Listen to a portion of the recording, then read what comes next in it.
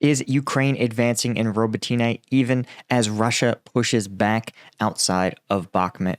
And is Zelynskyy cracking down on corruption in their military enlistment offices? I'm Paul, U.S. Army combat veteran. It's August 11th, 2023. This is your daily Ukraine update. Let's get into it.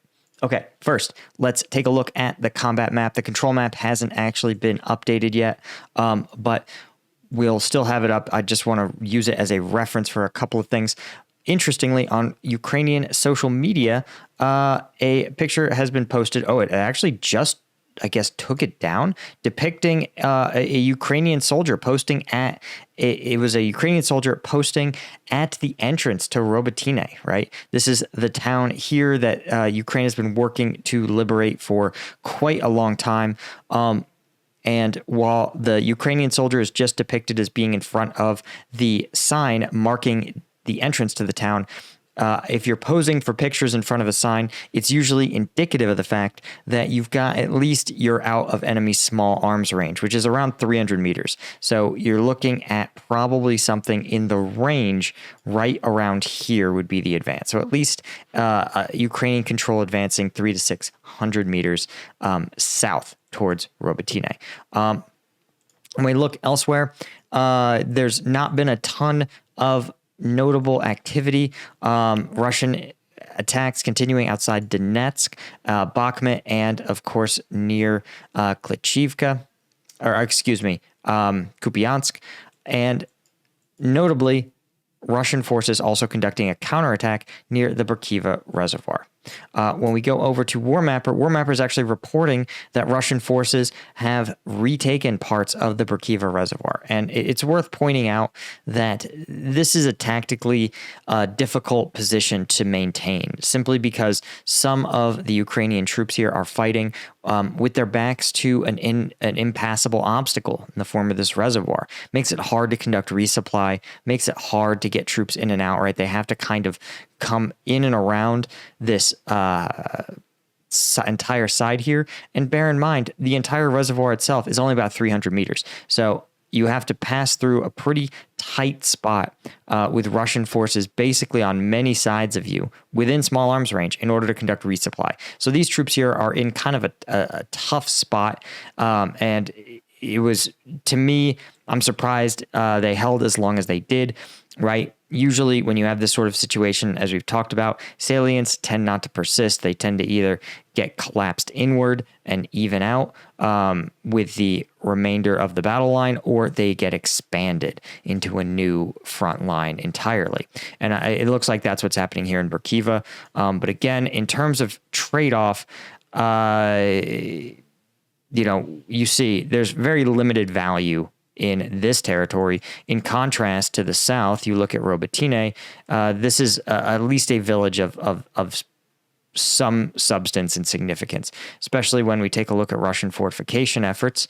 You could see that liberating Robotyne will at least move Ukrainian forces closer to their eventual goal of breaking these main Russian battle lines.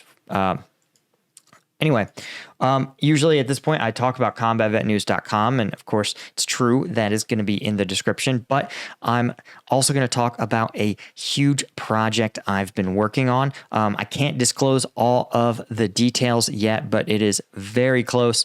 So if you are interested, it's going to be the first project that I've embarked on that is going to help Ukraine and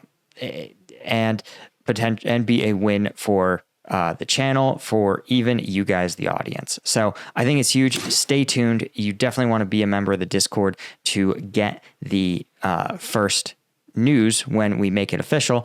We're still ironing out a couple of details, but the Discord's also just a fun place. It's like the Ukraine section or the war section is literally a free-flowing kind of OSINT chat. So it's pretty awesome. Anyway, the other big story is President Zelynskyy dismissing all recruiting commissars for the war in Ukraine. Now, bear in mind, recruiting in this war looks a little different. These are mostly conscripted conscripted men.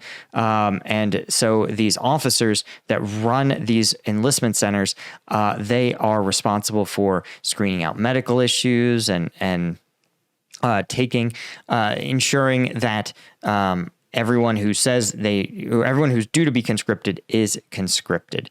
Of course, following an investigation of basically all of these regional offices for military recruitment, the SBU, the Ukrainian Security Services, found that pretty much all of them were accepting bribes.